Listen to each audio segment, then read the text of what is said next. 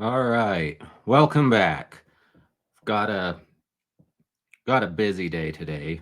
Frankly, we're going to have a busy week cuz like I promised yesterday, it's going to be all Scofield versus Guillard all the time, at least until we're caught up. So, before we jump into it, for those of you who are new, hi, I'm Joe. I'm an attorney licensed to practice in Utah. This case is happening in Idaho. You can't tell, but I'm pointing north, which is where Idaho is in relation to me. So yeah, like I said, we're we're gonna be living in Idaho for a while. Scofield versus Guillard, the TikTok psychic case where she's being sued for defamation by the University of Idaho professor. So I had to take a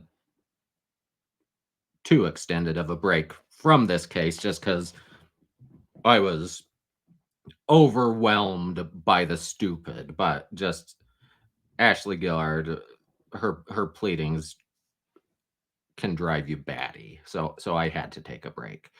But clearly I took too long of a break because now she's threatening lawsuits once she can hire herself a lawyer and go sue all those pesky YouTubers who have been talking about her. So yeah, that's she didn't name me personally. She just named Atozi and Markey. But, if I can take her focus off of Atozi and Markey, I'm a big boy. I can handle myself. So, yeah. But,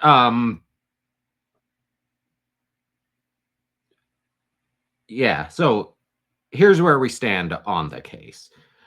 If you recall, it was filed just before Christmas. Uh, Essentially, Professor Schofield brought two counts of defamation, one for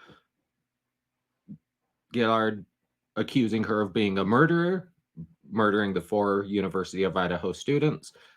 The other for defamation for accusing Professor Schofield of having an affair with a student.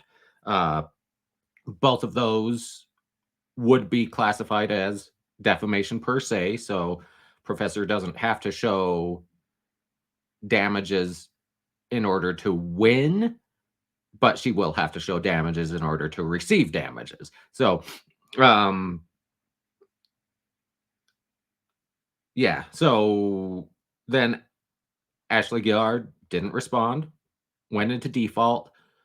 The court graciously allowed her to exit default with her promise that she'd be a good girl and, follow all the rules and follow all the deadlines, which we'll find she hasn't done because, yeah.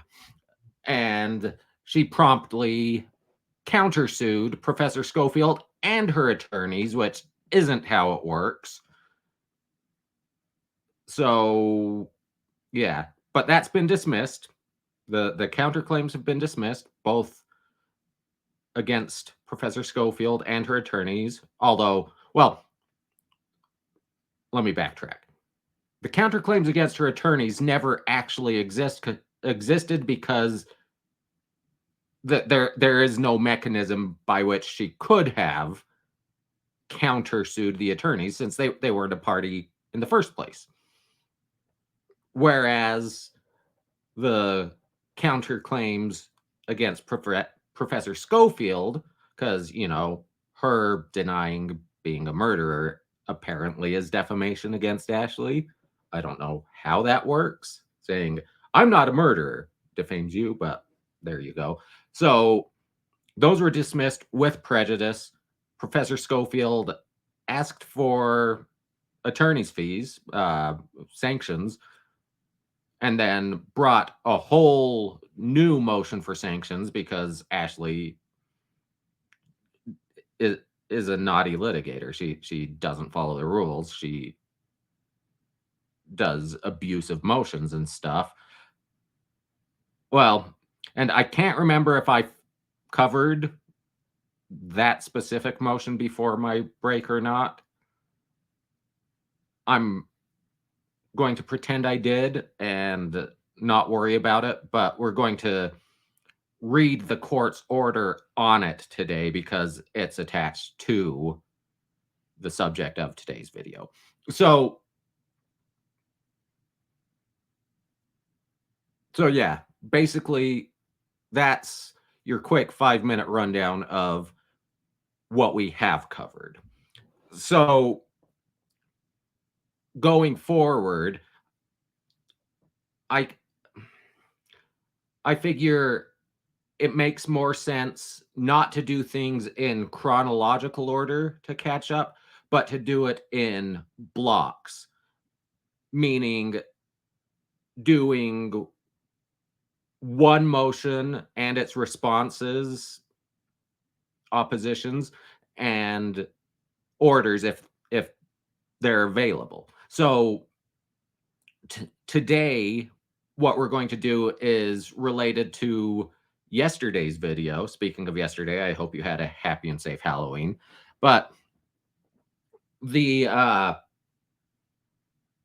and so yesterday's video was specifically uh both reacting to her threats of litigation, but also her video discussing how Professor Scofield is trying to hide evidence, hide discovery. Just it's not fair that Professor Scofield's attorneys know the rules of discovery and she doesn't. Therefore, it's cheating.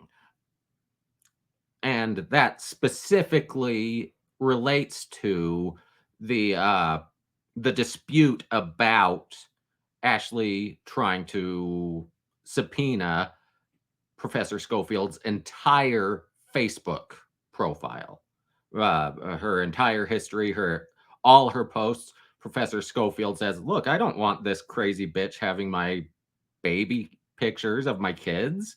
That's private. She doesn't need that. It's irrelevant to the litigation." And you know, Ashley Guillard saying, well, it's obvious she's hiding this because the evidence is there. I don't have any evidence at all other than my tarot cards that she murdered anyone, but it's there on her Facebook. I just know it. Well, she hasn't made a showing at all that it's relevant. Not not in the slightest. So she subpoenaed Facebook. Facebook didn't respond because there's data privacy laws. Um, she and then Professor Schofield, through her attorneys, filed a motion to quash with the court, saying, "Hey, court, don't let her get the Facebook." And so, what we're going to do today is look at that motion and its corresponding documents because there are there's a an affidavit and an exhibit along with it. Then we're going to look at Ashley Gillard's opposition to the motion to quash the subpoena. And then we're going to look at the response and then finally the order. So that's what we're doing today. Tomorrow, and this is all assuming I'm able to fit all of these into single episodes, but this is kind of the order we're going in, regardless of if I have to split.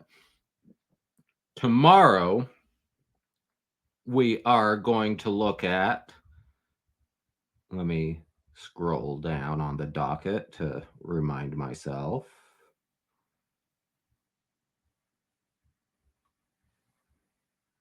Okay, that's right. We're going to look at Ashley Gillard's motion to dismiss the claims against her.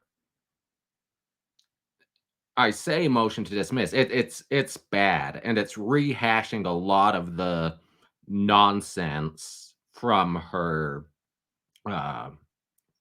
from her answer, from her counterclaims. And of course, lots of these are waived because she answered before her motion to dismiss. Um, you You may remember me saying in the past, this is the Rule 12 of the Federal Rules of Civil Procedure. You may remember me discussing in the past Rule 12B. We specifically look at 12B6 all the time. She's raising 12B2, basically, lack of personal jurisdiction, and 3, improper venue, saying, hey, the Idaho court has no jurisdiction over me. This should have been brought in Texas if she wants to sue me. But 12B specifically, so a motion asserting any of these defenses must be made before pleading if a responsive pleading is allowed. If a pleading sets out a claim for relief that does not require a responsive pleading, an opposing party may assert at trial any defense to that claim. No defense or objection is waived by joining it with one or more other defenses or objections in a responsive pleading or in a motion. So, what does that mean? It means if you want to assert a 12B defense, it's got to be the first thing you do. If you answer first, that's your responsive pleading, and therefore you've waived your 12B defenses. Of course, you can include the 12B defenses in your answer, but why not get it kicked before the answer if you can, like Professor Scofield did with the counterclaims? Professor Scofield never answered. At least I don't think. I'd have to scroll through the docket again. Let's not do that. We'll pretend she hasn't answered because she didn't need to because it was dismissed on a 12B6. So with that, let's jump into the documents. So we have the motion to quash or modify subpoena to Meta platforms brought by Professor Scofield. And I hate how they split the motion and the memorandum into separate documents, but that's what we have here, so that's what we're going to work with. So, pursuant to Federal Rule of Civil Procedure 45 and this court's scheduling order, ECF 38, plaintiff Rebecca Scofield moves the court to quash or modify the subpoena to Meta Platforms, Inc. You may remember yesterday in my video discussing Ashley's video about how they're cheating. I said, a subpoena for her entire Facebook history, that most of it isn't relevant, and it's just abusive. If she had done a targeted subpoena, it probably would be allowed. What would a targeted subpoena look like? It would be, yo, Facebook, because we're proper here. We yo, Facebook, give me the any and all information pertaining to Professor Scofield's friends. Basically, tell me if she was friends with any of the victims. Tell me if she had any communication with any of the victims. Tell me if she had any communication with any of the victims' families. If she had any communication with any of the victims' roommates, because there were surviving roommates in that house. Tell me if she had any communication with Brian Koberger. Tell me if she had any communication with the person I have also defamed by alleging he was hired by Professor Scofield to commit the murders. Now, she might get a goose egg in response from Facebook, but that would be most likely a proper subpoena, an allowable subpoena, because it's actually requesting information that could give evidence, basically. Let's go back to the rules of civil procedure. We looked at this yesterday. Um, Rule 26, general provisions of discovery. And we want 26B, discovery, scope, and limits. So, unless otherwise limited by court order, the scope of discovery is as follows. Parties may obtain discovery regarding any non-privileged matter that is relevant to any party's claim or defense and proportional to the needs of the case. So, and that's only part of 26B, but that's all we need for this discussion. Because, baby pictures of Professor Scofield's kids, they're not relevant. They'll never be relevant unless it's, baby pictures taken in the lap of one of the victims. That would be relevant. But so it's not relevant. It's not proportional to the needs of the case. So yeah, that. But let's see. I haven't actually read these motions. So let's see if well, let's see. Rule 45 is for a subpoena, but because discovery is 26 through 37. So let's see if she mentions Rule 26B. So that's the entirety of the motion. But like I said, it's the memorandum in support of the motion, which I hate that it's separated into two separate documents. It should just be, in my opinion, a header right above, a header right there as the motion, and then the memorandum after. But either way. So, introduction. On July 13th, 2023, defendant Ashley Guillard served a notice of intent to serve a subpoena on Meta Platforms, Inc. Subpoena. Declaration of Wendy J. Olson in support of motion to quash Exhibit A, which we'll look at in a minute. Guillard's requests are not limited to the defenses to claims filed against her. She instead broadly requests all messages on Professor Scofield's social media accounts, all of Professor Scofield's social media connections, and all communications between Rebecca Scofield and any University of Idaho students. Those untailored requests are irrelevant and would unnecessarily invade Professor Scofield's privacy by revealing personal information such as pictures of her children and private communications with friends unrelated to this litigation. Professor Scofield thus asks the court to quash the subpoena pursuant to the scheduling order as it refers to Professor Scofield as counter-defendant. She's not counter-defendant. All the claims against Professor Scofield were dismissed because they were frivolous. The court, in its scheduling order, specifically limited discovery to plaintiff Scofield's underlying claims and defendant's defenses relating thereto, pending the court's ruling on plaintiff's motion to dismiss. The scheduling order they're discussing was entered before the court granted the motion to dismiss. So, but because there was a pending motion to dismiss, they're like, yeah, you might not waste the time and energy worrying about discovery for this.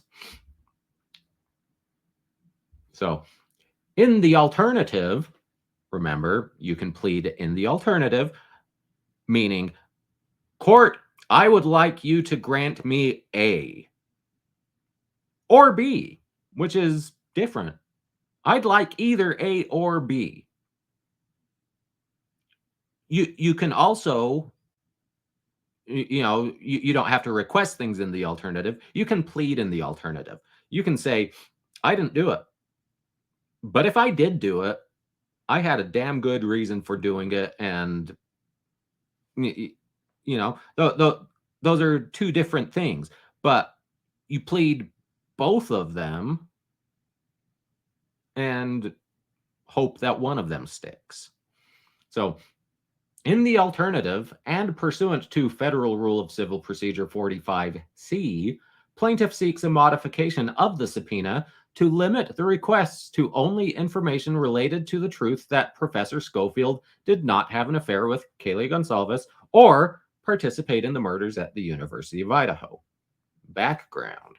In November 2022, 4 students at the University of Idaho were murdered at a home near the campus. As she has done since 2021 with other crimes about which there has been much publicity, Guillard, I'm going to keep saying Guillard, even though yesterday's video made it clear it's Guillard. Guillard sounds more right to me, and frankly, I don't like her, so I don't care that I'm pronouncing her name wrong. Sue me. So, Guillard devised a scheme to leverage the tragedy in Moscow for her personal gain, use her spiritual acuity to post sensationalist content online to attract clicks and make money. The false story that Guillard posted repeatedly has been described in detail in Professor Scofield's complaint. Guillard herself admits to posting over 100 TikTok videos related to her findings about Professor Scofield. And it's wild to me that in her video that we reacted to yesterday, Ashley complains she's not giving me access to her Facebook. I didn't fight her access to my TikTok. It's like, of course. Your TikTok videos are what she's suing you about. So of course your TikTok is where she's going to find the evidence. There's nothing more related to Professor Scofield's video claims than your TikTok. So it's not equal. It's not equal. You going after her baby pictures that have absolutely nothing to do with any of the claims versus the video she's suing you over. It's not comparing apples to oranges. This is comparing apples to a Studebaker.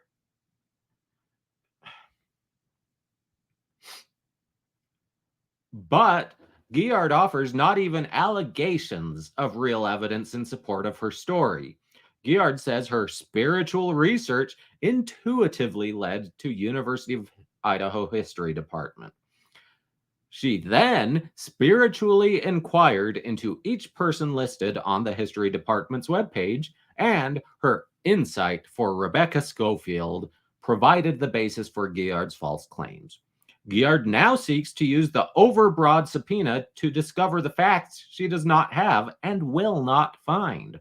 But in the process, she seeks to further invade Professor Scofield's privacy by requesting personal information on social media that has nothing to do with the falsity of Guillard's statements. Legal standard. Pursuant to Federal Rule of Civil Procedure 45D, a court may quash or modify a subpoena if it is unreasonable, oppressive, fails to allow time for compliance, requires disclosure of privileged or other protected matter, or subjects a person to undue burden. And another example of Ashley Guillard not caring about the rules. Because remember her discovery plan, she wanted all of Professor Scofield's attorney's work product. That's privileged, but she wanted it as proof of a conspiracy by Professor Scofield and her attorneys against Ashley Guillard. She wanted attorney-client work communication. She wanted attorney work product. I mean,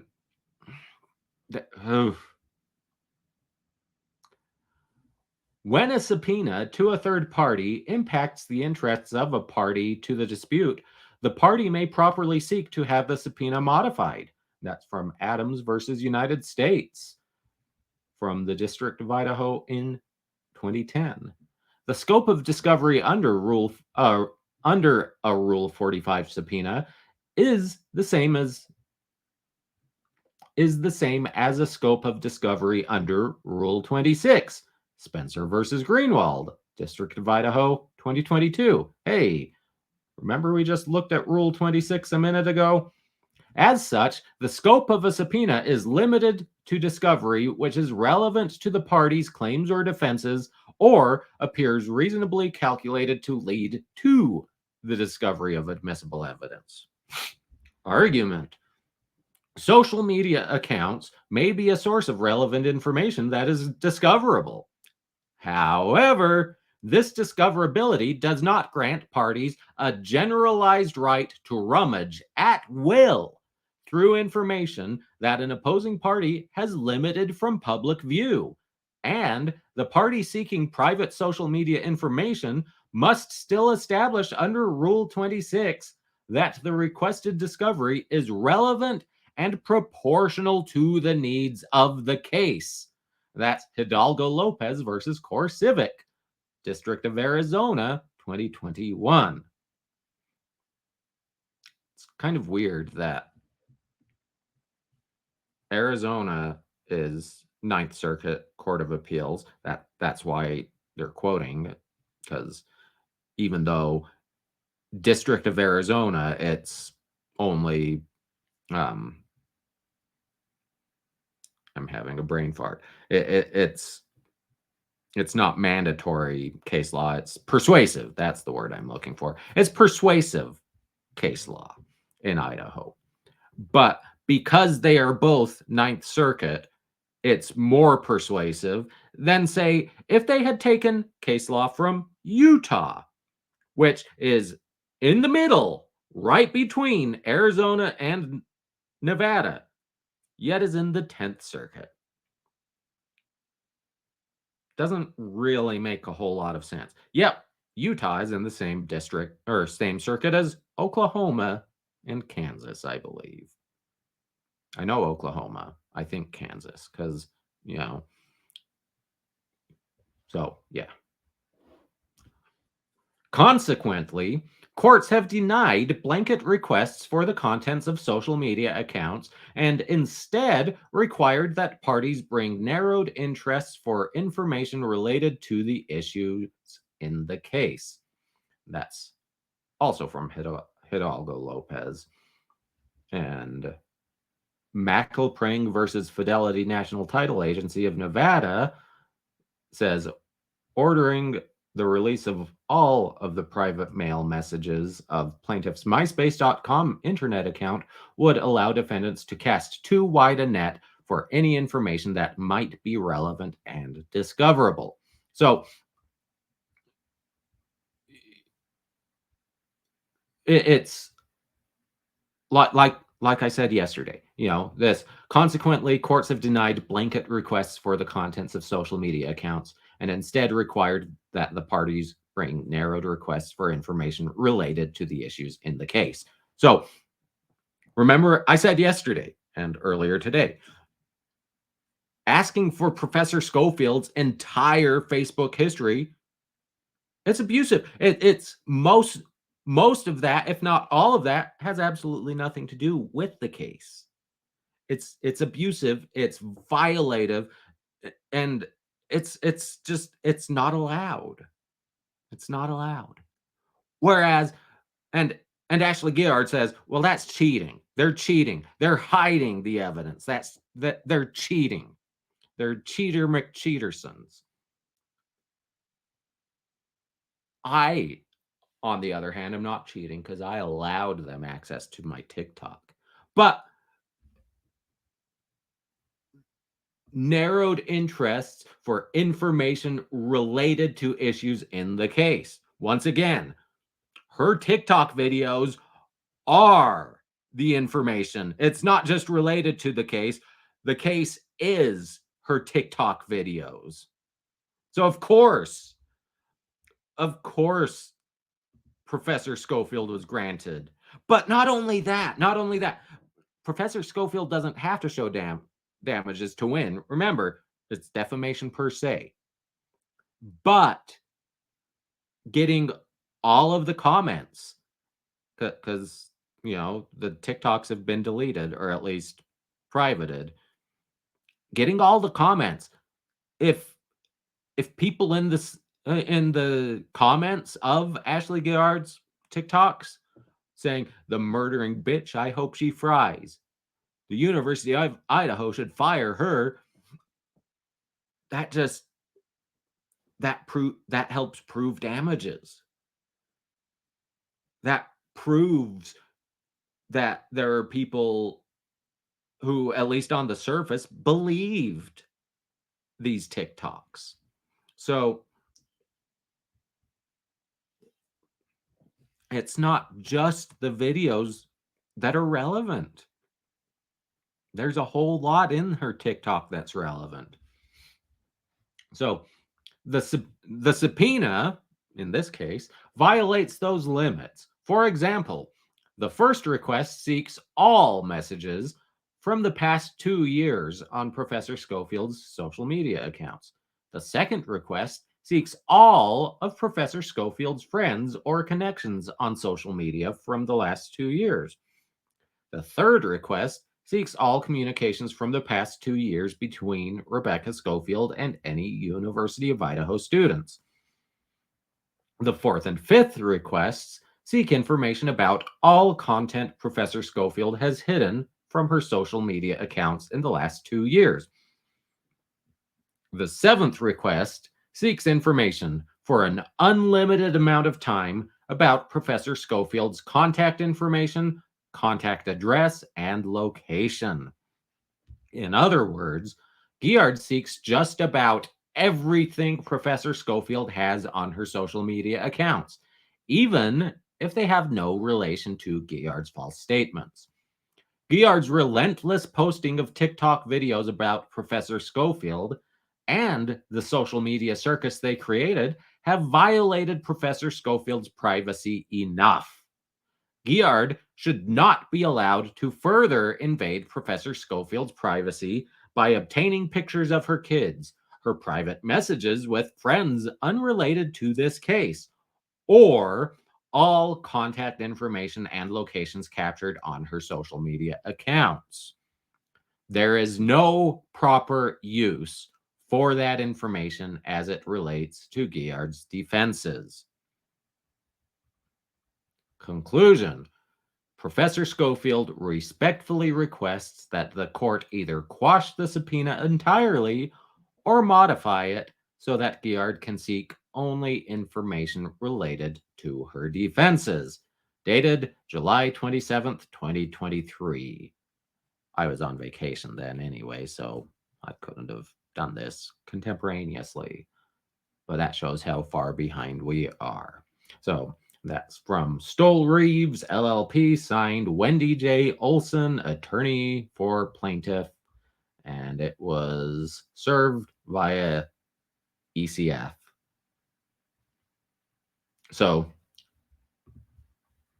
next we have the declaration of Wendy J. Olson, the lead attorney for Professor Scofield.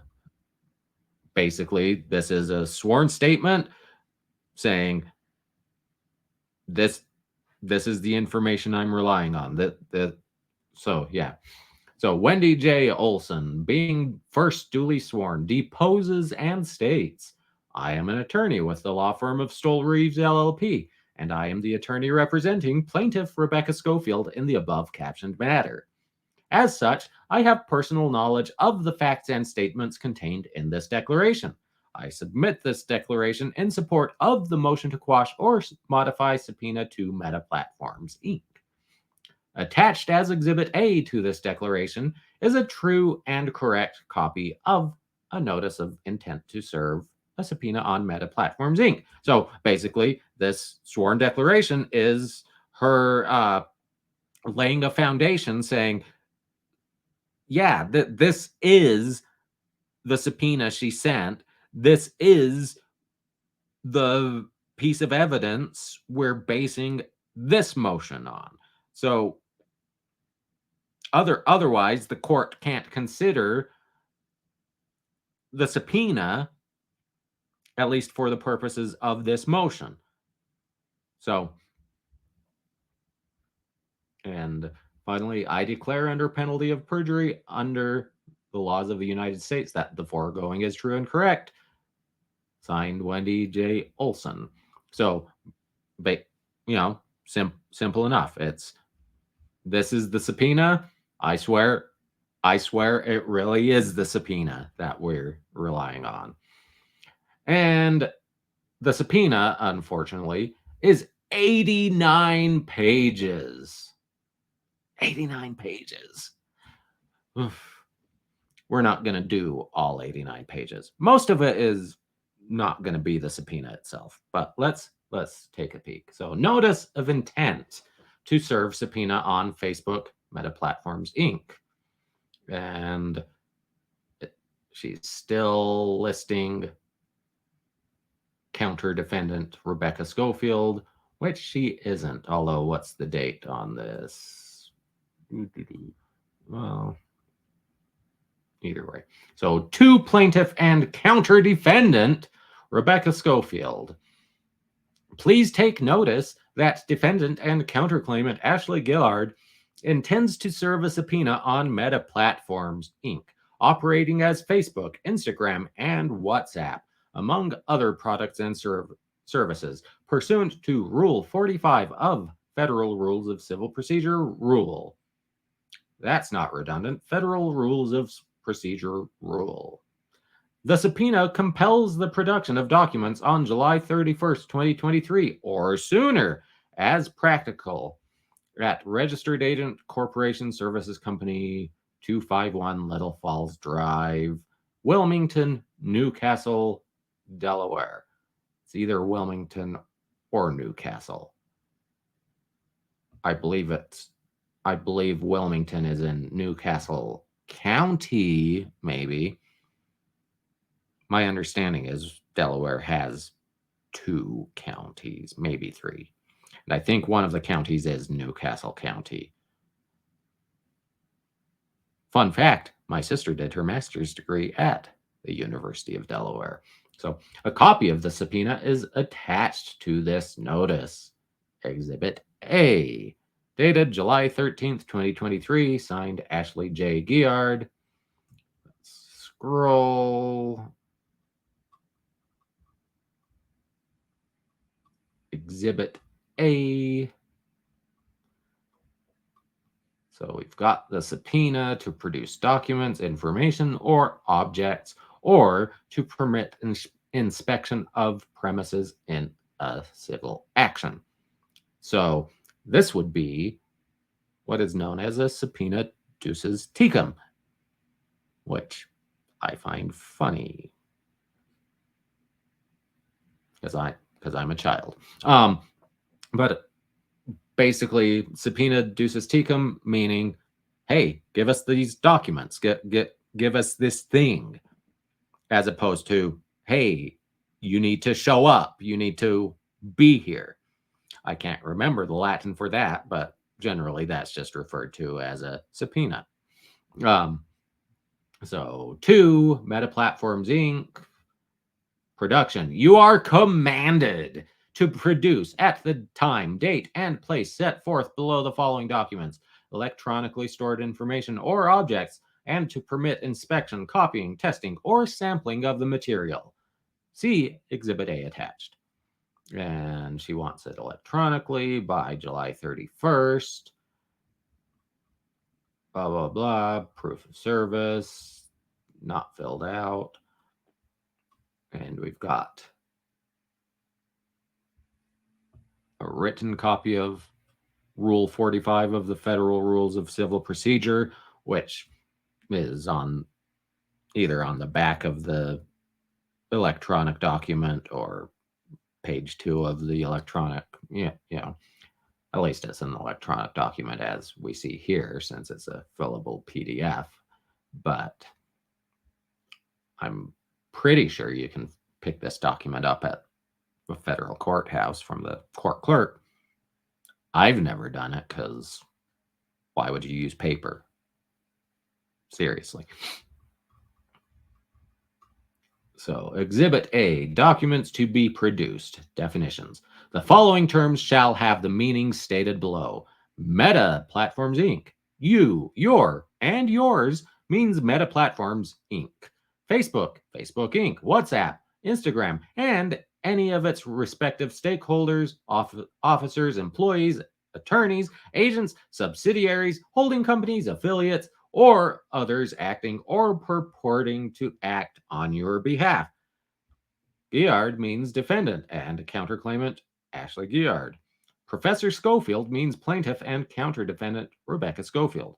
Rebecca Scofield Facebook account means active and deleted accounts, to include but not limited to active, deleted, archived, and any other user data, messages, communications, status updates, friends lists, associations, chat, pictures, audio messages, videos, Facebook Messenger accounts, Facebook Messenger user data, Facebook Messenger messages, Instagram user data, Instagram messages, Instagram accounts, WhatsApp user data, WhatsApp messages, WhatsApp phone call history, WhatsApp text messages, WhatsApp voice data that is or may be associated with the name Rebecca Scofield, lives in Moscow, Idaho. Yeah, we're going to skip that. Kaylee Gonsalves. Yeah, we're not going to do that.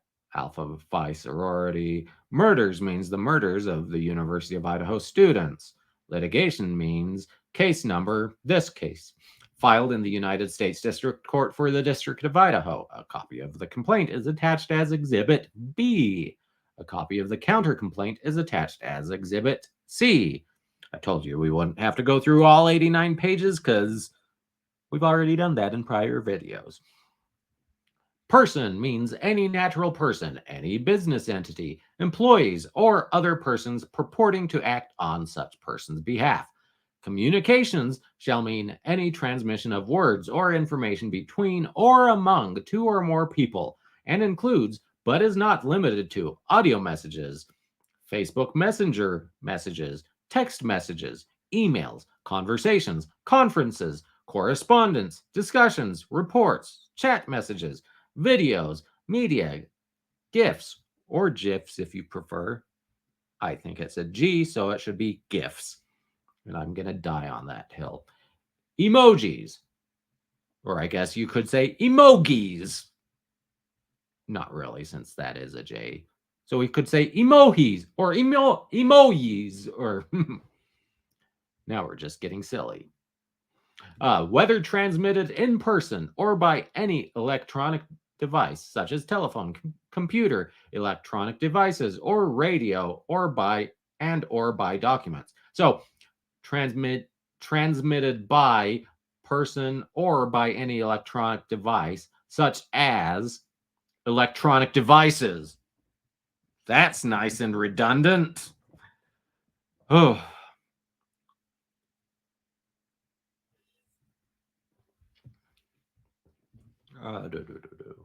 There we go. The term data means any user data, document, oral communication, written communication, or other type of communication and data you have knowledge of. The term date means the exact day, month, and year, or, if not, the best available dates, including relationship to other events. So you want them to string you want them including relationship to other. That's your job. That's your job. Documents is synonymous in meaning and equal in scope to its usage in Federal Rule of Civil Procedure 34A1A.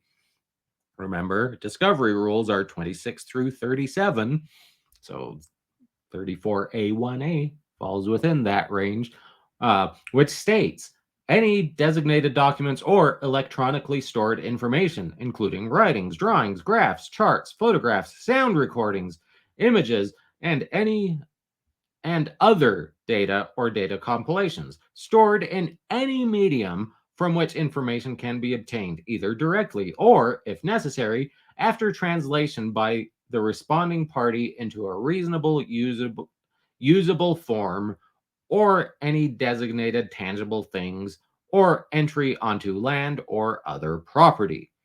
The term including is used to highlight the type of communications, correspondence, and information requested, not to be construed as limiting the interrogatory.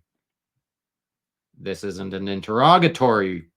This is a subpoena. Those are different mechanisms for discovery. I have a feeling, though, that this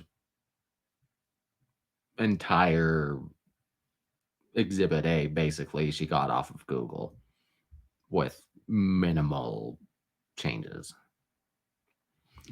The terms and phrases refers to, reflects, or relates to shall mean constituting, comprising, containing, consisting of, evidencing, setting forth, proposing, showing, disclosing, describing, discussing, explaining, summarizing, concerning, reflecting. I'm tired of that. Jack Ducour, Facebook. Yeah, we're not going to do that. I don't know if that's the alleged accomplice. Friends or connections mean any current or previous accounts on the subject's Facebook friends list, Messenger contacts, Messenger inbox, Messenger archives, Messenger deleted messages, Messenger history, Messenger chat, any user account communicating in any way with the subject on Facebook, Instagram, Messenger, and WhatsApp. Instructions. All requests seek information from June 1st, 2021 to the present. Please produce all documents, data, information, electronically stored information, and communications electronically. Please produce all documents, data, information, electronically stored information. I'm just going to say ESI because that's what it's called. And communications electronically with logical document breaks as searchable with load files enabling review in common litigation databases and with metadata including author, recipient, file name, subject, date created, and date edited / modified. If any requested documents, information, and or communications cannot be produced in full, produced to the extent possible. Please specify the reason for your inability to produce the full product and state the information, knowledge, or belief you do have concerning the unproduced portion.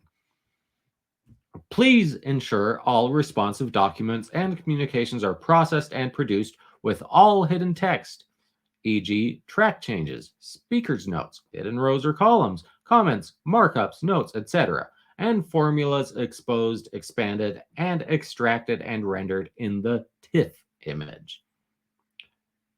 This just shows that she Googled, you know, subpoena for information or something like that. Because, this would be an Excel spreadsheet or something along those lines.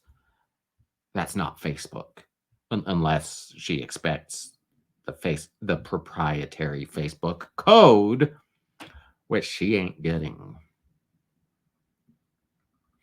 Production requests. Please produce all messages on Rebecca Scofield's Facebook Messenger account and direct messages from any of her connected Instagram accounts from June 1st, 2021 to present. And yeah, that's just all going to be too much.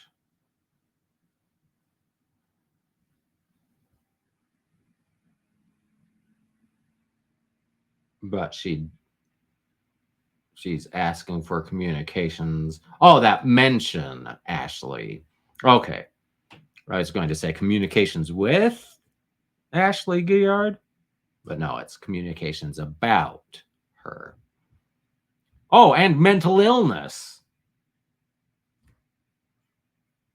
I mean,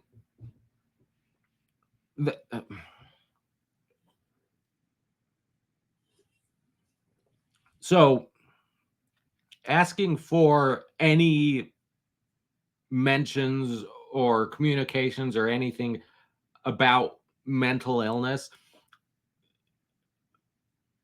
that could be, frankly, extremely abusive. Because I get that she's asking because, when people say, Ashley Guillard is fucking nuts. Well, that's since I'm not her doctor, I'm not her psychiatrist, and frankly, that's colloquially anyways. Even if I say she's psychotic, she's a psycho, she's deranged.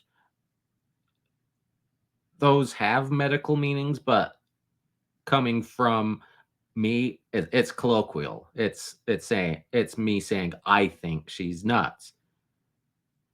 If I said she's been diagnosed as psychotic, Ashley, that's an example. That's a hypothetical. I'm not saying you've been diagnosed as psychotic, but that could be defamation. But if she's sending a message to, let's say, to her husband on Facebook Messenger saying, this bitch is psychotic. She's got to be mentally ill doing this. That's not published. That's not published. That's not defamation because it's a private communication. Part of defamation is it's got to be published. It's got to be, yeah. Private communications aren't going to do it. But one of the reasons this could be abusive, yeah, this is hypothetical here. This is hypothetical. So, Professor Scofield, as you know, is the chair of the history department at the University of Idaho, a history professor.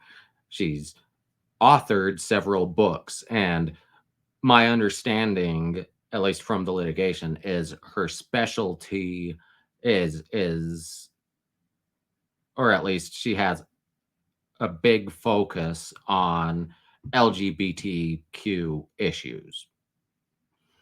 And I'm not in any way insinuating mental illness with LGBTQ.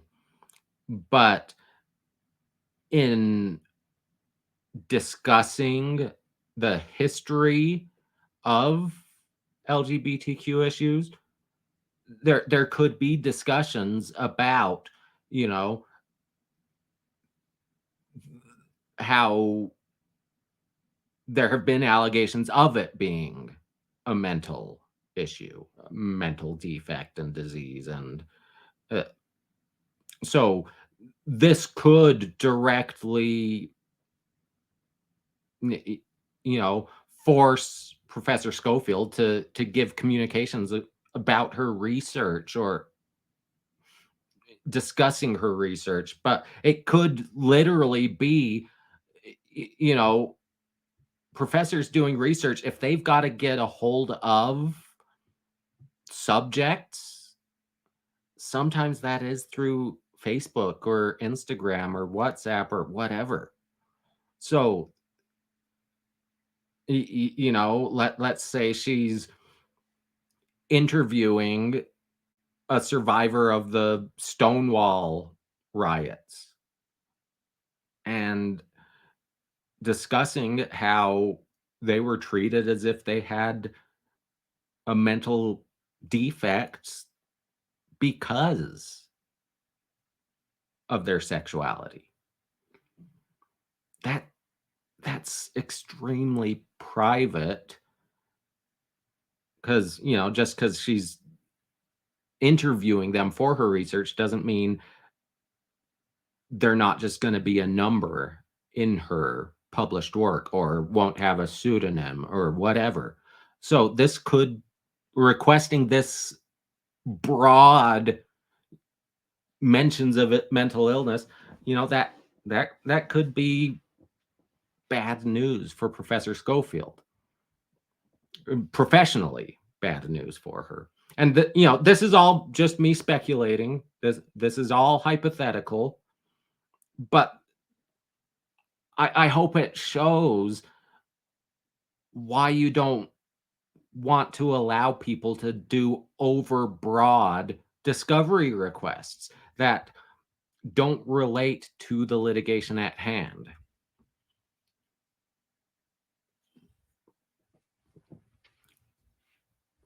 So, please produce any communications indicating or suggesting that counter-defendant Professor Scofield has attempted to delete, remove, hide, or otherwise restrict access to her connections, messages, contacts with, communication with any University of Idaho students, to include but not limited to the victims and a few others.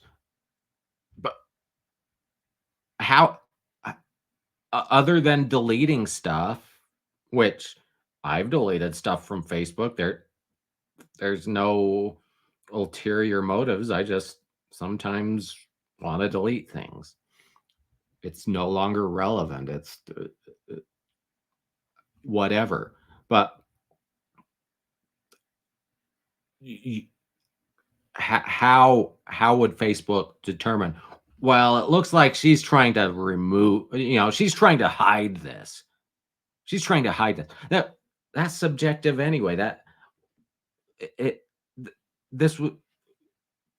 It calls for an opinion, basically. It's ridiculous. And then we have Exhibit B, which is the complaint. So we're done with that document. So now we will take a peek at Defendant Ashley Guillard's response to motion to quash or modify subpoena to Meta Platforms, Inc. So this is her opposition to the motion to quash. Let's see how similar it is to her video we reacted to yesterday. Get ready for some stupid. I'm guessing. I haven't actually read this. This is a fresh reaction. But I'm guessing it's stupid. Might be time to go get a whiskey if you're going to need it. So, comes now, Defendant Ashley Guillard in opposition to Plaintiff Rebecca Scofield's motion to quash subpoena to Meta Platforms, Inc. However, Defendant Ashley Guillard supports a modification to the subpoena to meet the requirements of the Federal Stored Communications Act, 18 U.S. Code Sections 2701C3, 18 U.S. Code 2703B1, B2, 18 U.S.C. 2703B2A, 18 U.S. Code Section 2518, and relevant case law. So she's asking to modify the subpoena to meet federal law, but not agreeing to any of the modifications suggested by Professor Scofield. So she still wants all the information that she asked for that's allowed by law. I'm guessing, because we haven't seen it, at least not yet, but I'm guessing that, because remember in her video, she said Facebook wouldn't give it to me, and I waited a while for them, and then Professor Scofield moved to quash. So I'm guessing the Federal Stored Communications Act was Facebook's response to her. When they said, get bent, we're not giving you anything, I'm guessing this was their reason. And that's, I kind of alluded to it being a data protection, data, privacy acts. So to meet federal law requirements, the defendant seeks a court order to order Meta Platforms, Inc. to produce the electronically stored messages current and deleted if available, friends history, comment history, mutual connections history, and all communications between Rebecca Scofield, Facebook profile URL, and Kayla Gonsalves from June 2021 until current, and all messages from November 11th, 2022 until November 14th, 2022, as stated more fully in the conclusion and prayer section of this response. Nature of the complaint. Defendant Ashley Guillard believes Rebecca Scofield and co-conspirators to be responsible for the murder of the 4 University of Idaho students killed in Moscow, Idaho on November 13th, 2022.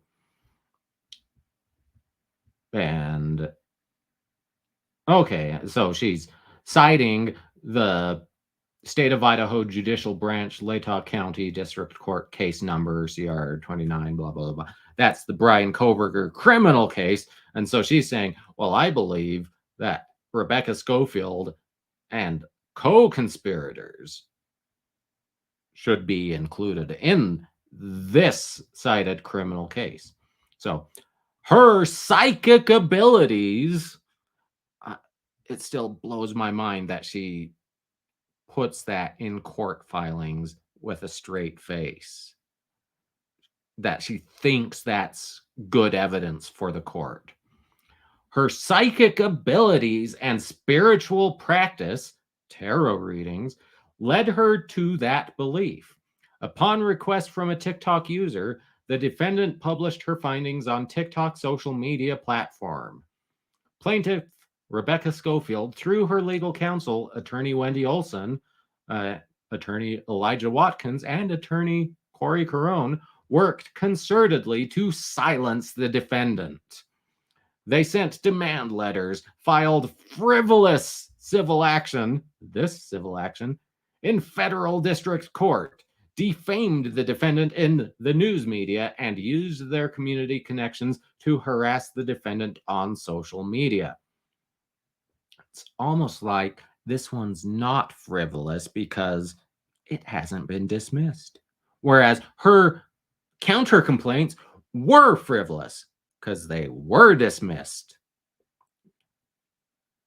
In the words of Emily D. Baker, there was a motion to yeet, and it was yeeted. The counter claims, I should specify. Due to the failure to properly investigate the allegations the defendant made about Rebecca Scofield, the defendant was unfairly subjected to the frivolous filings, harassment, and false allegations the plaintiff and her attorneys made about her.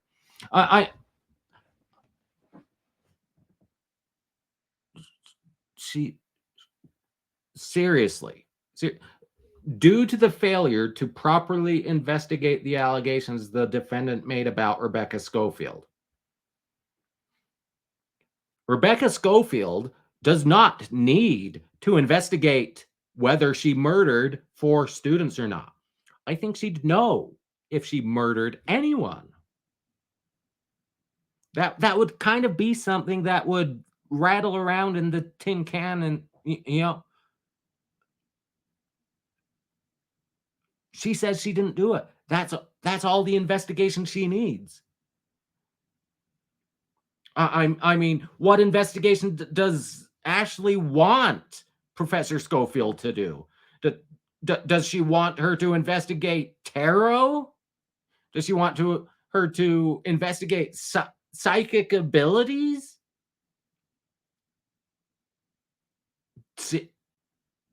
What? I mean, and her attorneys, it's that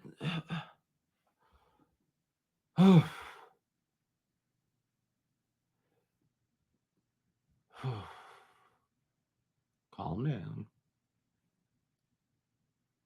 Relevant background. The defendant alleges that Rebecca Scofield hired men to murder the Kayla Gonsalves and her friends out of fear that Kayla Gonsalves was moving on with her life, dating other women, and would reveal the details regarding their, Rebecca Scofield and Kayla Gonsalves, romantic connection. Defendant Ashley Guillard received this information by conducting a psychic investigation using tarot readings and public information. The allegations were not investigated, probably because they're entirely bullshit. You making a conclusory statement doesn't.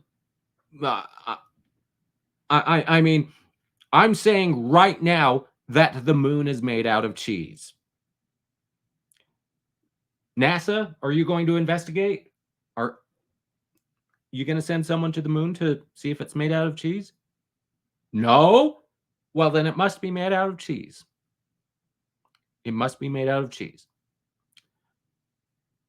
That's no more ridiculous than what Ashley Guillard says here.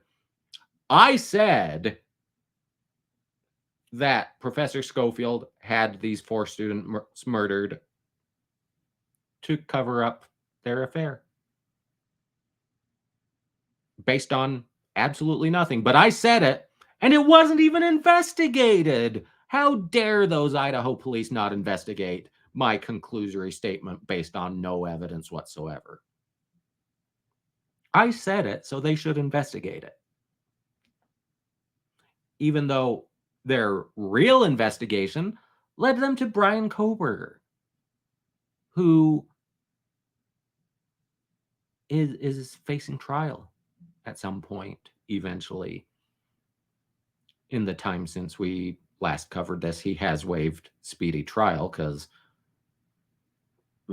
I think if he hadn't, it was due to start beginning of October in order to meet the speedy trial deadline, and there was no way his defense team would have been ready by early October. So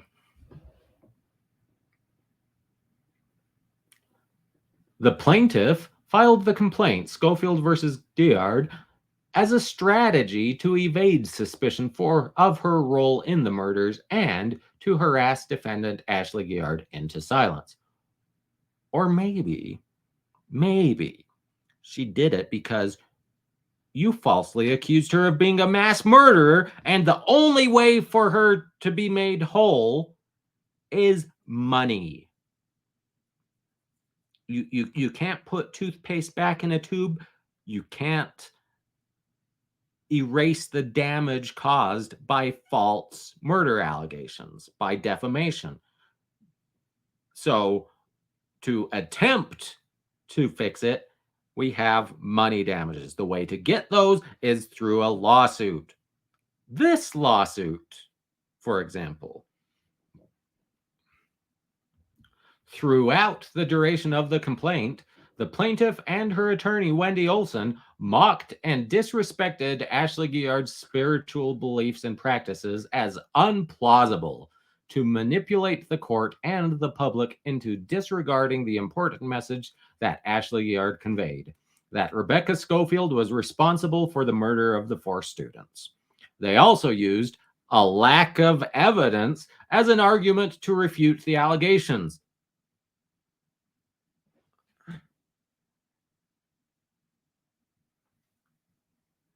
Usually, a lack of evidence is proof that there's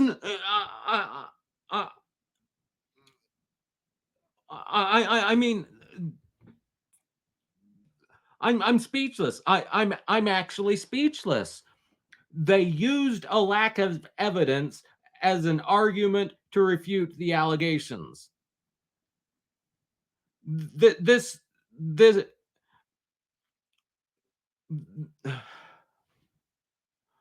I'm still speechless. This is a non sequitur of epic proportions. This isn't 1 + 1 = 2. This is 1 + 1 = the moon is made of cheese. Yes, I am a fan of Wallace and Gromit. A Grand Day Out is an excellent movie. But I mean, they use a lack of evidence to refute the allegations. Let's let's do the opposite. Let let's uno reverse this. Your Honor, how dare you use the evidence that my client was caught with the smoking gun in his hand, a sign saying, I did it, and a confession. How dare you use that evidence that my client is the murderer? I can't believe the prosecution is using all this evidence to convict my client.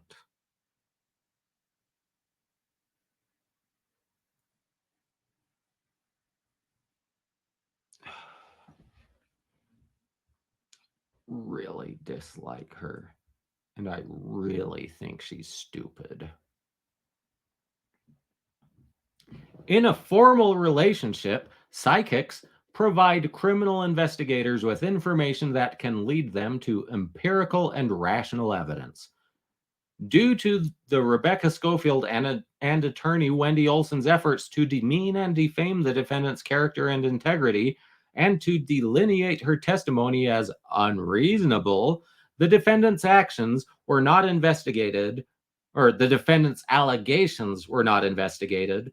Ergo, evidence was not sought, thus making the opportunity for discovery for this complaint a very important tool to discover the truth and to support the defendant's substantial truth defense.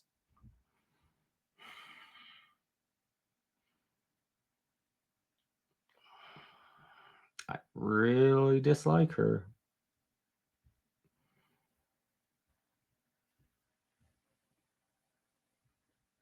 And because Professor Scofield and her attorneys denied my baseless allegations, nobody investigated based on my baseless allegations. And those darn police, following the real evidence, were led to Brian Koberger. That's a travesty. It's won't somebody think of the children? Additionally, Meta Platforms Inc. requires a court order to produce the necessary information relevant to the defense in this case. Otherwise, they confer to the user to produce the contents of the subpoena. Because other than deleted stuff and metadata, this this is stuff that Professor Scofield has. Professor Scofield has access to her Facebook account. So it's stuff in her custody and control. You could have given a subpoena to Professor Scofield and said, produce this shit. Instead, you went straight to Facebook, and they've got to follow the law.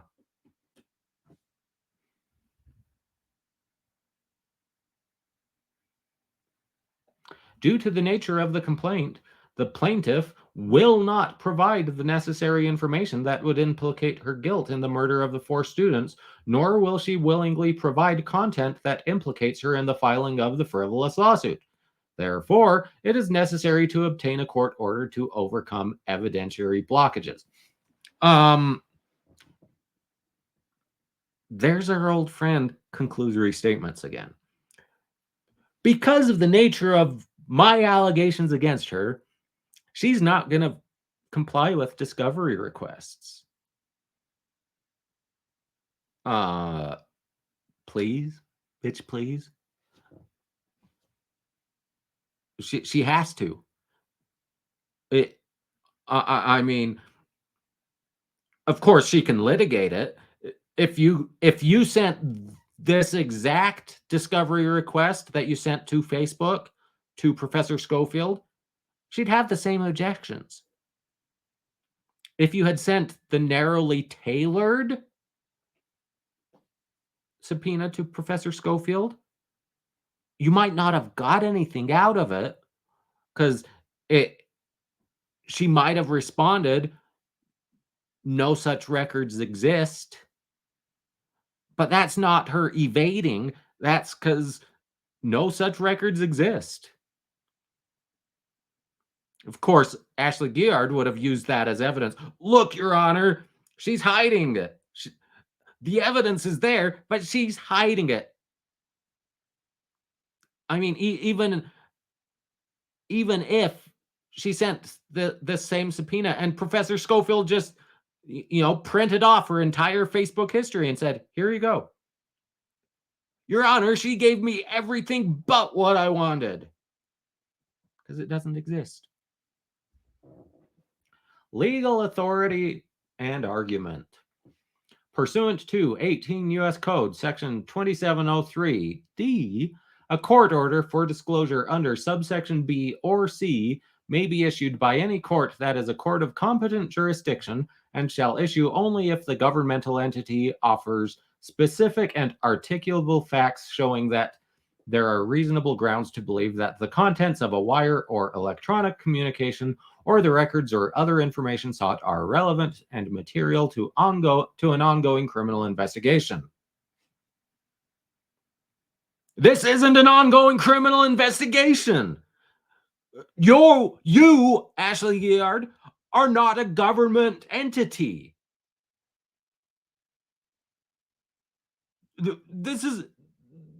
This is for a government entity, a prosecutor to subpoena a defendant's Facebook information or a witness's Facebook information, relevant Facebook information.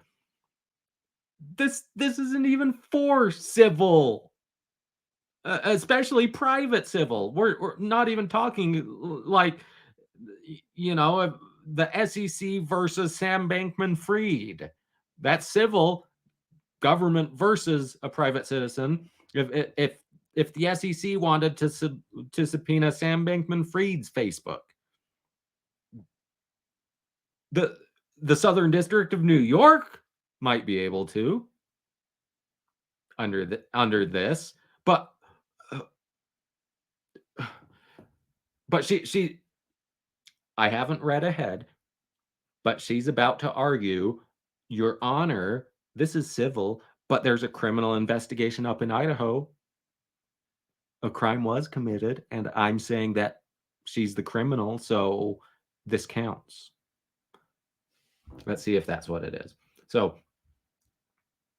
the court order is necessary for the litigation of the complaint Scofield versus Guillard civil action and is relevant to the ongoing criminal investigation of the murder of the 4 University of Idaho students, Laydock County District Court case number CR, and you'll notice that's CR. A civil action would be CV, most likely. That's what it is here in Utah. So let's look at that again. Let's read that law again. A court order for disclosure may be issued by any court that is a court of competent jurisdiction and shall issue only if the governmental entity offers specific and articulable facts showing that there are reasonable grounds to believe that the contents of a wire or electronic communication or the records or other information sought are relevant and material to an ongoing criminal investigation. So she fails on 2 counts. Well, at least 2 counts, because Ashley Guillard, is not a governmental entity, and Scofield versus Guillard is not an ongoing criminal investigation. But there's more. There's more. There's more. They have to offer specific and articulable facts showing that there are reasonable grounds to believe that the information sought will be there. Specific and articulable facts.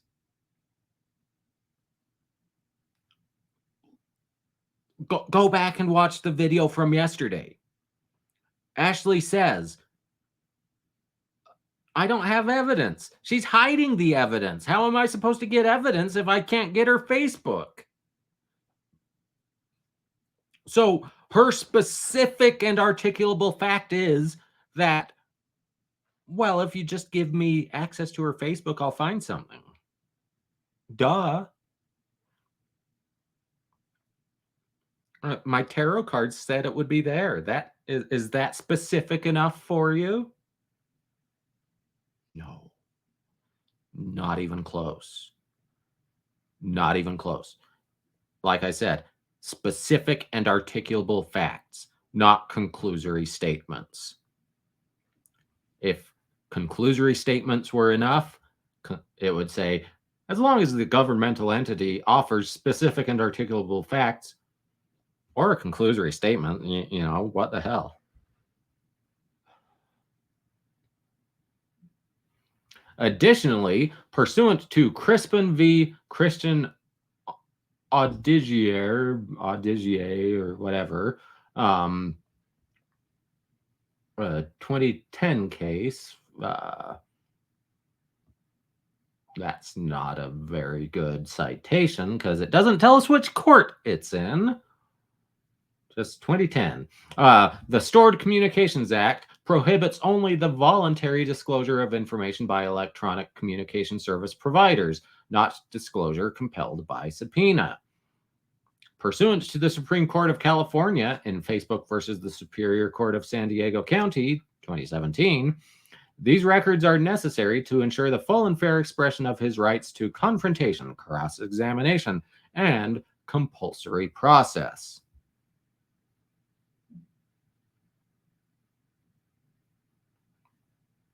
To whose rights?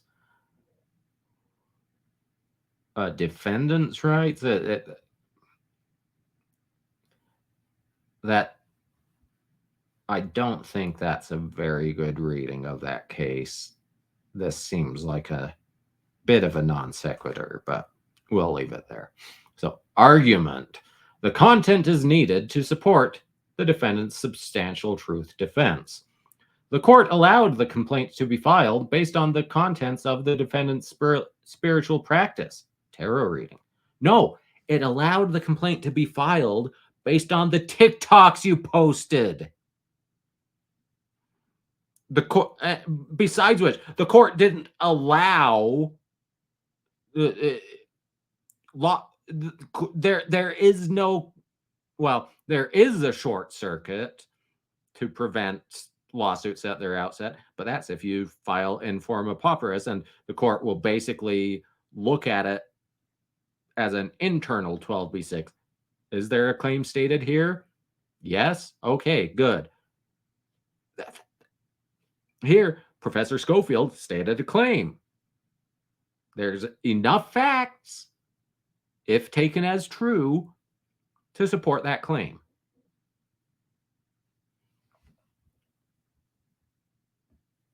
Ashley Guillard, the question is going to be whether it was reckless of Ashley Guillard to believe, you know, her spiritual practice was sufficient evidence. You know, was it reckless of her to believe?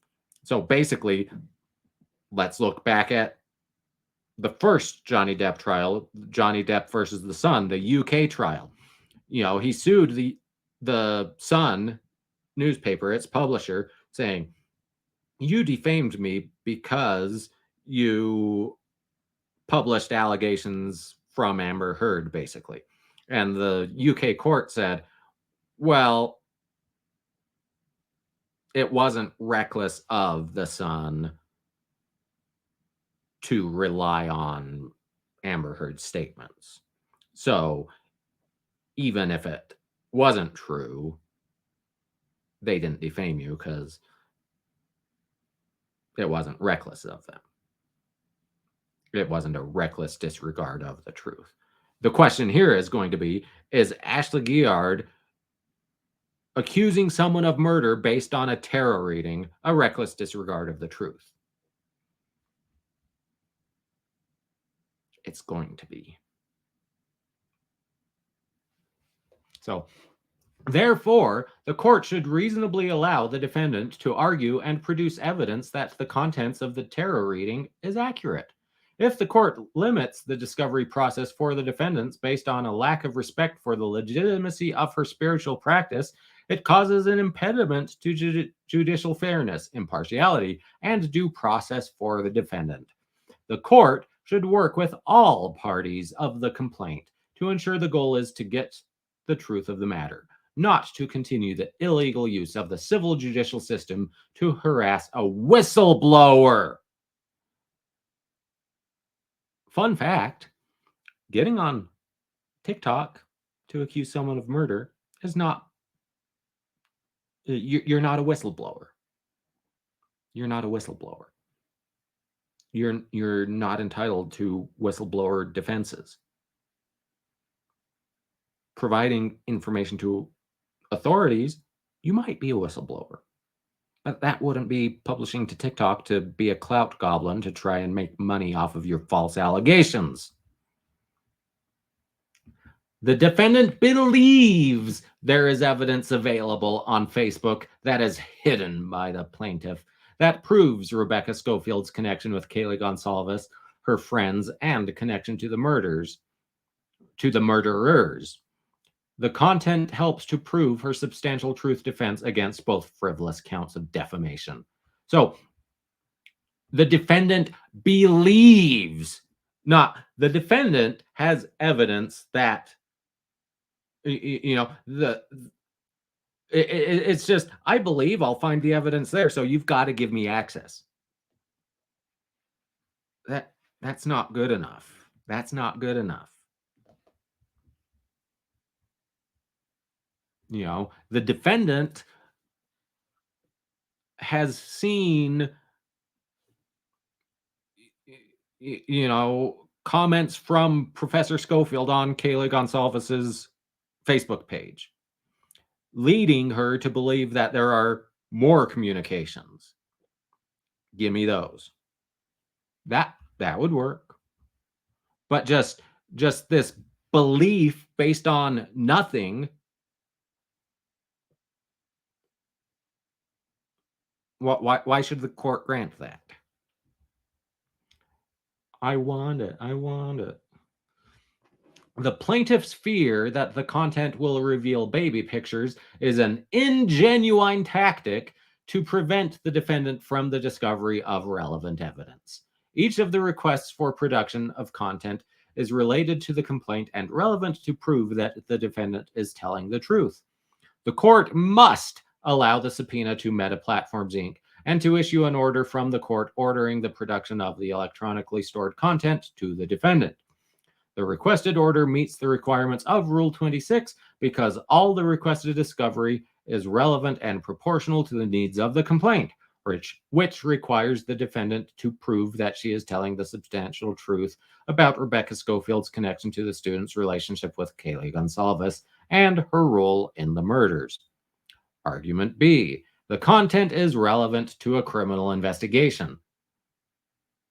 But that doesn't mean you're entitled to it. If it's relevant to a criminal investigation, the criminal investigators will subpoena it. You are not a criminal investigator. You're not entitled to subpoena things for a criminal investigation. I can't believe I have to say this out loud.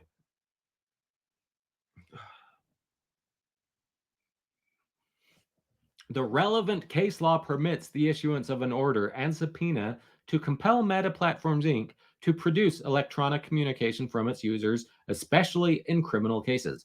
This isn't a criminal case. The complaint is a civil case, but the nature of the complaint is based on criminal activity, specifically quadruple murder. The case law is very clear in compelling the production of social media content relevant to criminal investigations and cases. The defendant and this complaint meets the criteria established in case law and federal authorities. 18 U.S. Code Section 2703D only requires that the requested content is relevant and material to an ongoing criminal investigation. In this case, the content is relevant to the ongoing criminal case of the King Road homicides. The complaint Docket 1, and proves the criminal filing of the complaint. The issuance of the court order compels Meta Platforms Inc. to provide the content that is conducive to justice for both cases. It is in the best interest of justice for the court to issue an order, as stated more fully below, to provide the necessary content requested in the subpoena. Once again, if it's relevant to the criminal case, the criminal investigators will subpoena it themselves. You are not law enforcement. You do not have law enforcement power. You cannot subpoena things that to use for your own benefit under the guise of, well, I need to provide this to the authorities. It doesn't work that way. So, conclusion and prayer, defendant Ashley Guillard requests the court issue the order to produce the stuff to Ashley. Don't want to dox her. Basically, that's all the stuff she's asking for. Dated September 15th, 2023, signed Ashley J. Guillard. Then Exhibit A, documents to be produced, definitions. We already looked at this because it was attached as the exhibit in Professor Scofield's motion to quash. So next we have the reply in support of the motion to quash filed by Professor Scofield. The court should grant plaintiff's motion to quash or modify subpoena to Meta Platforms Inc. because defendant Ashley Guillard's opposition is untimely and fails to explain why her request for just about everything on Professor Scofield's social media accounts is relevant to this litigation. And because I'm doing this so far after the fact, I missed the fact that it's untimely, but let's go back and take a peek. So this was document 48. This was 52. So let's 48, July 27th, 2023. Add 21 days to that. There's 31 days in July. So we're going to say 17th, 16th, 17th of July or of August, a response would be due. Well, it says right there, August 17th. Response due by August 17th. Response to 48, September 15th. She was 2 days shy of a month late. A month! When the court allowed her to respond to the lawsuit, to defend the lawsuit, to set aside the default, she promised to follow the rules, to meet deadlines. She's a month late. And aside from that, we're not worried about it today. This is going to be for 2 days from now. But this entire video has been about her saying, they're cheating. They don't want to give me discovery. That means I should win because the discovery's obviously there if they'd only give it to me. Even though that's not how it works. But as you'll see, she's not giving them the discovery that they should get anyways. Problem for her is it's requests from admission she's not responded to, at least not in time. And so, yeah.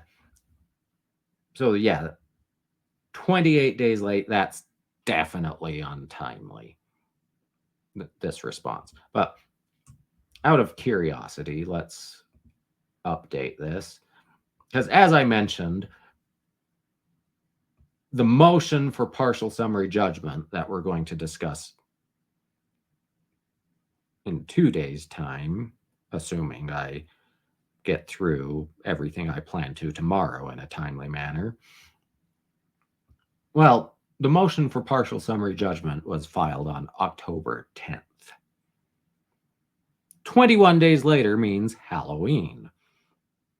I'm recording this on the night of Halloween to November 1st. So as of now, she appears to be late filing her opposition to the motion for partial summary judgment. That doesn't mean she's late, because it could just mean it hasn't been docketed yet. I've noticed the Idaho court is slow to docket things. So it might be in, it might not be. She's going to have a bad time if it's not. So let's get back to the motion. Sorry, the response.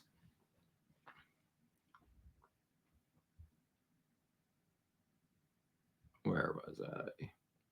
So it's untimely and fails to explain why her request for just about everything on Professor Scofield's social media accounts is relevant to this litigation. First, the court should grant the motion and award Professor Scofield's attorney's fees because Guillard's opposition is almost a month late. Professor Scofield filed her motion on July 27th, 2023, ECF 48, making Guillard's opposition due August 17th, 2023. Local Rule 7.1C1. And remember, on her video that we reacted to yesterday, she was complaining about how unfair it is that the court isn't giving her the discovery, because she's just going to have to ask for the discovery again, and that's going to take 3 months and blah, blah, blah. But she's the one not meeting deadlines. It's her fault that each motion takes 3 months.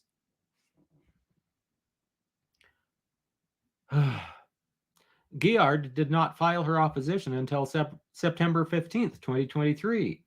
Local Rule 7.1E1 says, if an adverse party fails to timely file any response documents required to be filed under this rule, such failure may be deemed to constitute a consent to the sustaining of said pleading or the granting of said motion or other application.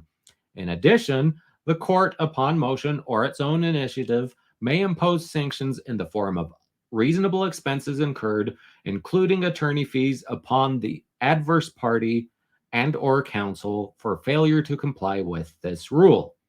The court thus has the power to grant Professor Scofield's motion and award her attorney's fees because of Guillard's untimeliness.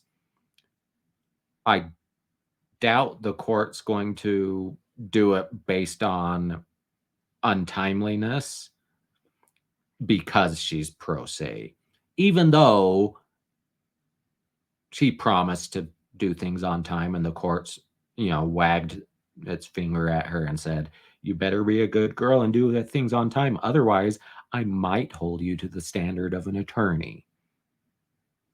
Even though I don't know that we've done it in this case before, but we have looked at the rules in one of the DeCastro cases, I think DeCastro versus LVMPD, that delete laws.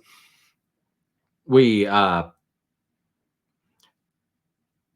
because delete laws, he tries to use him being pro se as a sword, as an offensive weapon. Anything I do wrong, I'm pro se, so you can't hold it against me. Instead of as a shield, saying, well, I'm pretty close, so let's, but we looked at the actual rule. It's you're supposed to, the court needs to construe a pro se's pleadings liberally. So basically, if they've inartfully pled something, but the bones are there, the court should accept it. But the rules of civil procedure, they're not supposed to be given leeway. They are given leeway, but they're not supposed to be given leeway. So they're not supposed to be able to say, Your Honor, I know the deadline was August 17th, but I'm pro se. So 28 days late is good enough. It's not. So the court should exercise its power because Guillard has routinely disregarded court deadlines. As the court is aware, the clerk entered default after Guillard failed to file timely responsive pleadings. When the court set aside Guillard's default, it wrote, Defendant represents that, going forward, she will prioritize court rules, orders, and actions, and file timely actions. I paraphrased that earlier, but that's what I was referring to. The court intends to keep defendant to her word. That's what I paraphrased as the court wagged its finger and said, You better be a good girl going forward. Guillard has not kept her word. She represented to the court on February 16th, 2023, that she would prioritize submitting filings timely. But since then, she failed to file timely responses to 1. Plaintiff's motion for default judgment. 2. Plaintiff's motion to strike answer. 3. Plaintiff's motion for sanctions. And 4. Plaintiff's motion to quash. Bitch needs a watch. Or a calendar. Or a watch with a calendar. Or an attorney.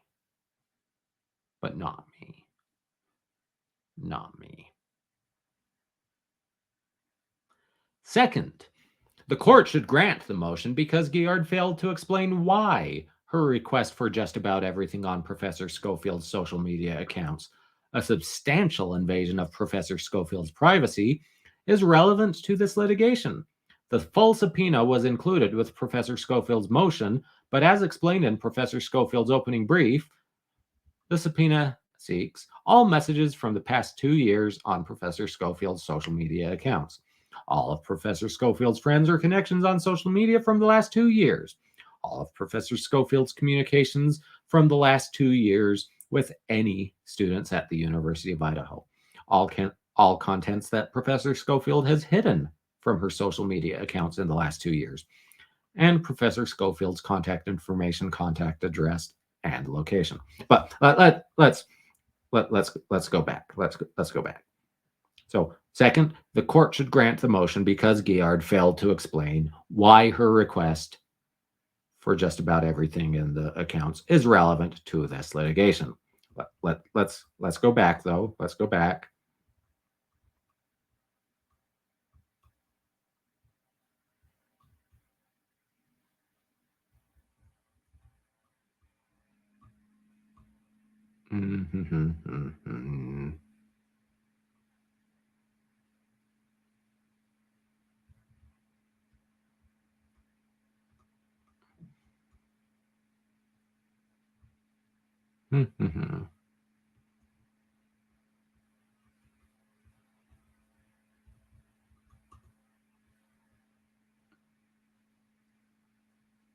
I'm tired of looking for it. Basically, what I was looking for is where Ashley Guillard says, I believe I'll find it. I believe that it's all there. You may remember I made a big deal about that statement a few minutes ago because she had nothing to support that conclusory statement. So when Professor Scofield says Guillard failed to explain why her request was relevant, it's relevant because Ashley Guillard believes it's relevant. And that should be good enough for the court, shouldn't it? No, it shouldn't. Guillard does not appear to dispute the breadth of her subpoena, but she says she needs to find evidence to support her false statements about Professor Scofield. None exists. All litigants need to find evidence in support of their claims or defenses, and Rule 26b1 nonetheless sets limits. Hey, remember when we looked at Rule 26b1 very early in this video? Funny that. And it nonetheless sets limits. Parties may obtain discovery regarding any non-privileged matter that is relevant to any party's claim or defense and proportional to the needs of the case. Wow, that's the exact portion of Rule 26b1 that we read at the beginning of this video. It's almost like attorneys know the rules and pro se TikTok psychics don't.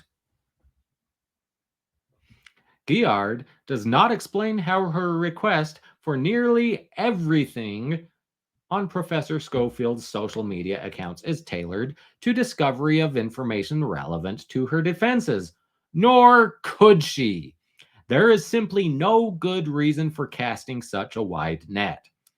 That is why courts have denied blanket requests for the contents of social media accounts and instead required that parties bring narrowed requests for information related to the issues in the case. And that's, once again, Hidalgo Lopez versus Core Civic from the District of Arizona in 2021. This court should do the same. A final aside, Guillard's opposition brief asks the court to order Meta Platforms Inc. to produce documents to Guillard. The court should ignore that request because it is procedurally improper. If Guillard wants to ask the court for relief, she needs to file her own motion, not use an opposition brief to hijack Professor Scofield's motion. What's more, the motion presumably needs to be filed in the district where Meta Platforms Inc. is located. Federal Rule of Civil Procedure 45D2B1. Should we take a look at that?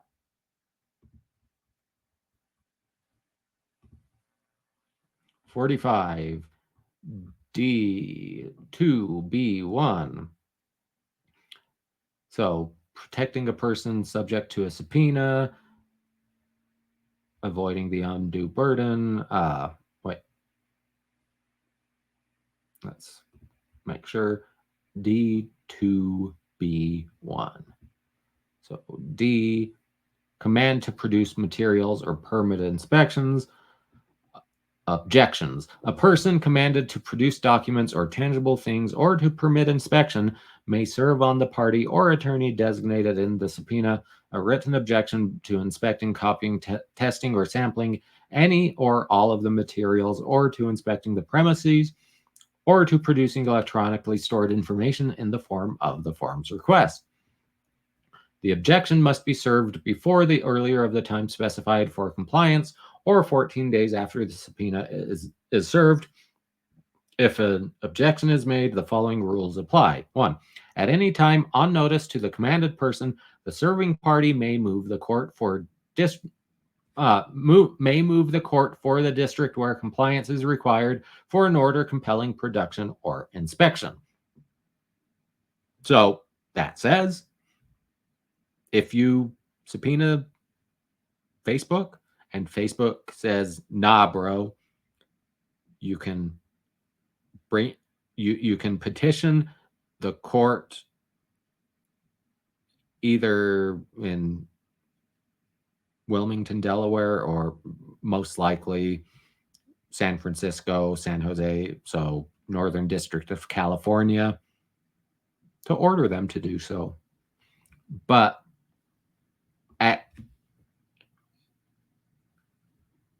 Attorney Olson rightly says, look, that what we're arguing here is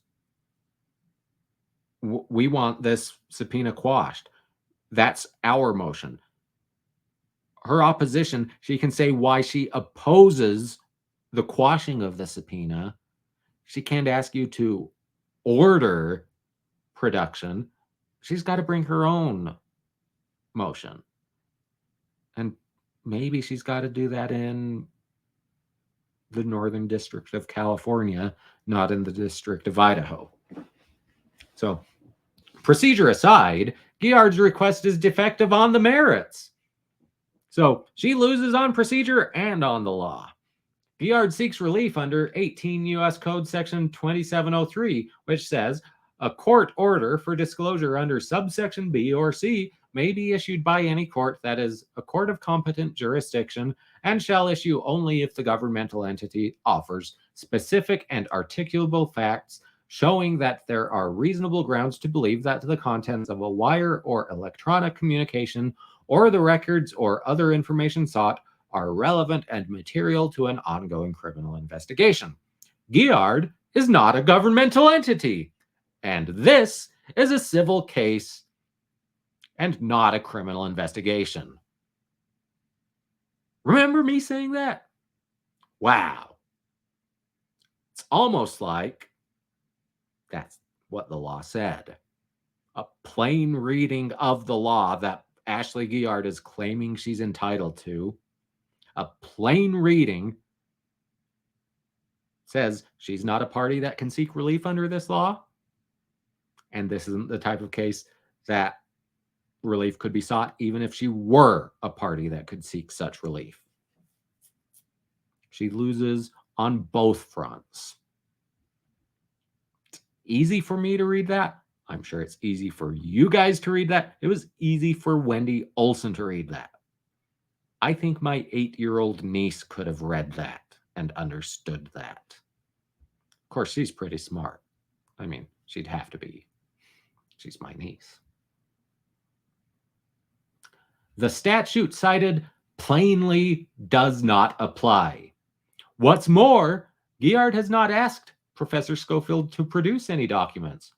She should not be allowed to use a court order to end around the normal discovery procedures. In conclusion, Professor Scofield asks the court to grant her motion to quash or modify Subpoena to Meta Platforms, Inc. and award her attorney's fees. Dated September 29th, 2023, Stoll Reeves LLP, signed Wendy J. Olson. So, remember when we were looking at the opposition? That's what I said. Ashley Guillard says, "Well, I didn't ask her. I went straight to Facebook because asking her would have been pointless because she wasn't going to give it to me." But that's what she's supposed to do, is ask her. And if it's a valid request, she has to produce it. She can't say no. She can say it doesn't exist if it doesn't exist. But she can't just say, nah, bro. Even though Ashley Guillard says that's what she'd say. But, what do we know? So, let's take a look at the court's decision and order. So, this is the memorandum decision and order regarding plaintiff's motion for sanctions, docket 45, and plaintiff's motion to quash or modify Subpoena to Meta Platforms, Inc., which is docket 48, which is what we've discussed. So, like I said at the beginning, I can't remember if I covered the motion for sanctions or not, but it's basically, hey, Judge, Ashley Guillard is causing us to spend too much money on attorney's fees, defending worthless motions.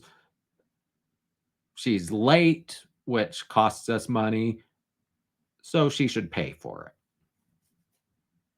The court's going to say no to that and yes to this. So let's take a look. Pending before the court are two motions. 1, plaintiff's motion for sanctions, and 2, plaintiff's motion to quash or modify Subpoena to Meta Platforms, Inc. In the interest of avoiding delay, and because the court conclusively finds the decisional process would not be significantly aided by oral argument, these motions will be decided on the record and without oral argument. As discussed more fully below, the court denies plaintiff's motion for sanctions, but grants plaintiff's motion to quash or modify the subpoena. Discussion. A. Plaintiff's motion for sanctions. On June 6, 2023, plaintiff moved to dismiss defendant's counterclaims against her. Therein, plaintiff also requested that the court exercise its inherent power to send a clear message to defendant for the rest of this litigation and award plaintiff her attorney's fees spent combating these frivolous counterclaims. On June 13th, plaintiff moved to quash the summonses for her counsel, claiming that their issuance was procedurally improper, which it was outrageous. It wasn't just improper, it was outrageous. Before the court resolved those two motions, plaintiff filed the at-issue motion for sanctions, arguing that the court should sanction defendant under Rule 11 by dismissing the purported counterclaims against plaintiff's counsel and awarding plaintiff the costs and fees incurred to bring the motion. So, remember how I've said multiple times, that Ashley Guillard, as one of her counterclaims, was Rule 11. That's not a counterclaim. That's not a cause of action, period. You can bring a motion for sanctions under Rule 11. That would be proper. Well, assuming you've done something sanctionable. On August 8th, 2023, the court granted plaintiff's motion to dismiss insofar as it dismissed defendant's counterclaims against plaintiff. However, the court expressly indicated that an attorney's fees award against defendant was not warranted, stating the court has previously remarked that certain of defendant's conduct after being served with plaintiff's complaint was off-putting and ill-advised. Without commenting here on the merits of plaintiff's complaint, defendant's answer and counterclaims unfortunately do nothing to allay these concerns. But it must be recognized that defendant is not an attorney and, with that, cannot be held to the same standards as an attorney when assessing whether she has acted in bad faith before this court. For this primary reason, the court declines to levy sanctions against defendant at this time. Additionally, the court cannot conclude with any confidence that defendant has purposely delayed or disrupted the litigation. Meritless counterclaims asserted by a non-attorney do not automatically rise to that level. But due to the very sensitive nature of this case and its impact to both litigants and non-litigants alike, the parties are on notice that the court's tolerance for any disregard for court procedure or basic human decency is limited. With this in mind, the court's current refusal to assess sanctions against defendant does not foreclose the possibility that sanctions may be appropriate later. Until then, an attorney's fees award against defendant is not warranted. Well, at that time, it said it wasn't. Remember, in the motion to quash the subpoena, Professor Scofield asked for attorney fees for that litigation. And the stuff we're discussing tomorrow, I think, just from what I've read, I think there should be a motion for sanctions. So the court separately granted plaintiff's motion to quash and quashed the summonses issued for plaintiff's counsel. Thus, the relief sought within plaintiff's pending motion for sanctions has effectively been addressed by the court's intervening memorandum decision and order on August 8th, 2023.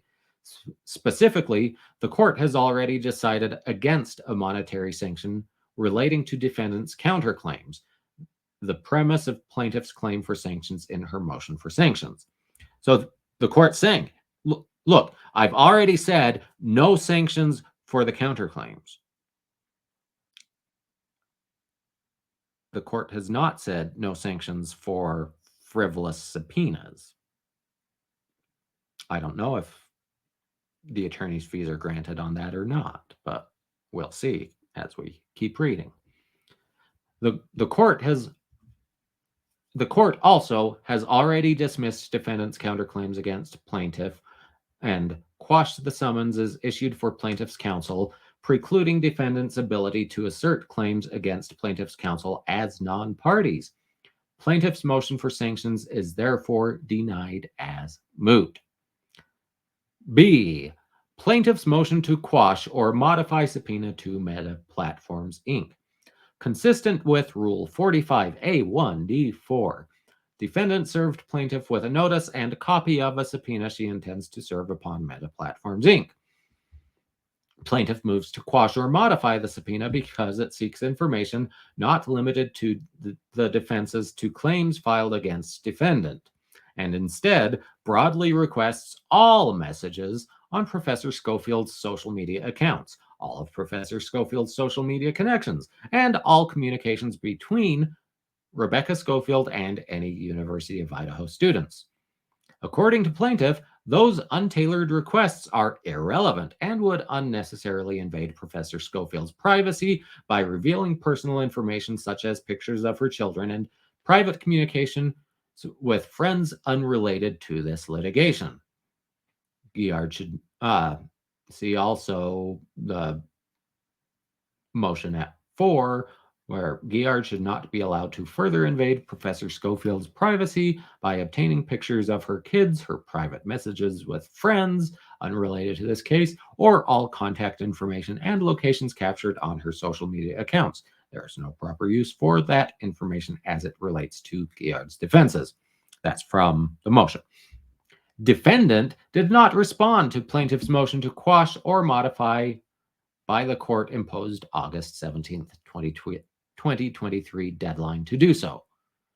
I mean, the court says the court imposed deadline of August 17th, but see also Idaho Local Civil Rule 7.1c, the responding party must serve and file a response brief within 21 days after the service upon the party of the memorandum of points and authorities of the moving party. So it's not just that the court said, randomly, you've got to respond by August 17th. The rule says you've got to respond by 21 days, which was August 17th.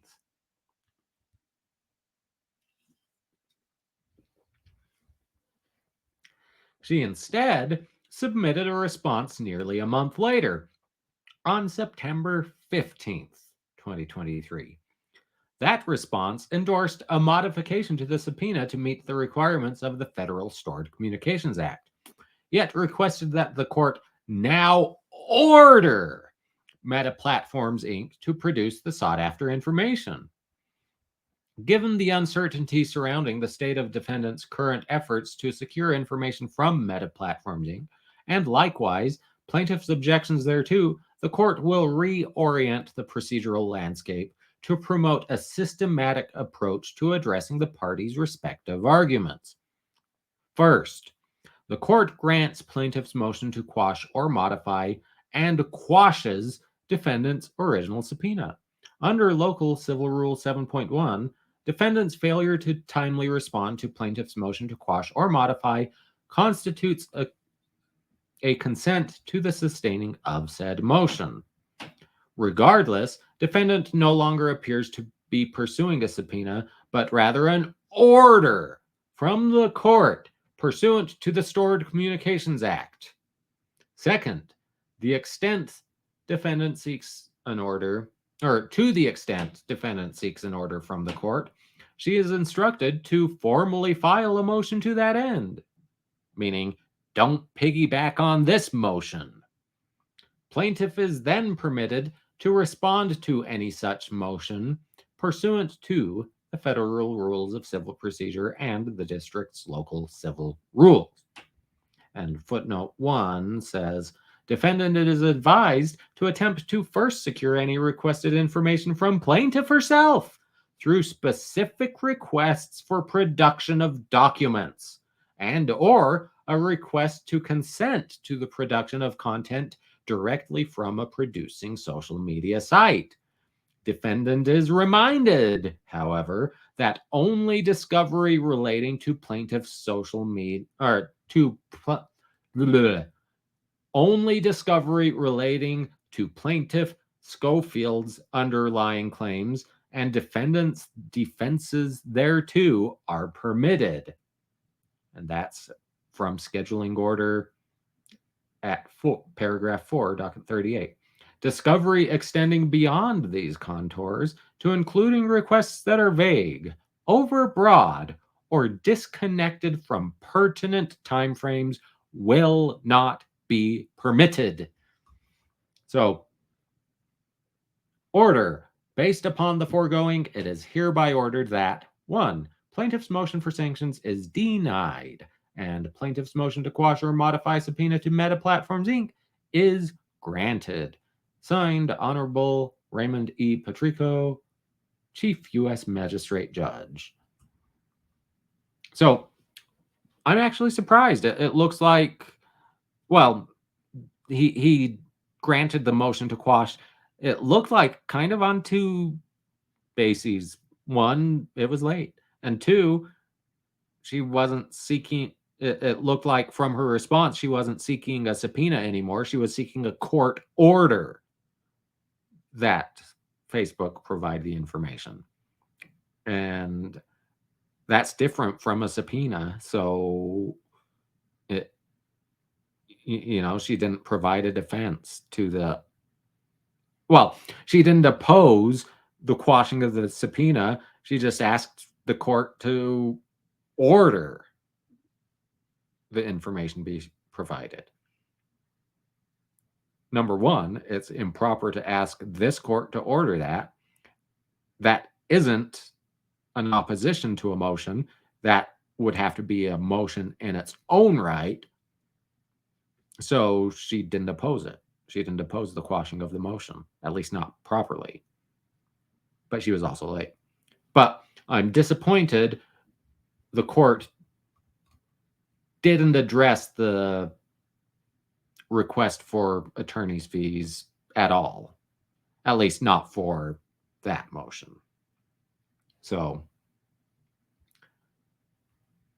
yeah, that's where we stand on discovery as far as Facebook goes, at least as far as publicly filed documents. And her video that we reacted to, this was dated October 6th. I think her video was either October 13th or 14th, so about a week later. It took 2.5 weeks for me to respond to that video because I only found out about it a day or two before I did my reaction, and that's because of Marky's reaction. So, yeah. So that's where we are with that. Tomorrow, like I said, let's go back to the docket. Tomorrow, we will look at docket number 50, first motion to dismiss complaint by Ashley Guillard. And then we will look at the response from Professor Scofield. And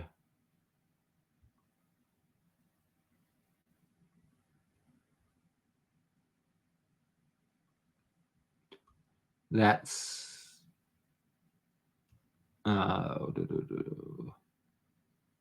yeah, that's all for that one, but it's going to take a while because yeah, I mean, let's open it.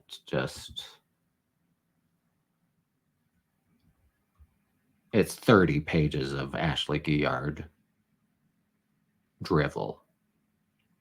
So it's going to take a while. I'm going to have a few freakouts. And then we'll read the response to it, the opposition. So have your whiskey ready. or maybe, have a nice fruity cocktail. I had my ginger ale. Be ready. It's going to be a wild ride tomorrow. And then the next day, unless unless she has responded to the summary judgment motion, we'll do a video just on the summary judgment motion. Maybe there will be an opposition by then, but I think the summary judgment motion will be enough for its own video. Especially all these exhibits. So that's where we are. Thanks for joining me. Do all the YouTubey things, like, share, subscribe, bribe your friends to do the same, and I will see you tomorrow. Bye-bye.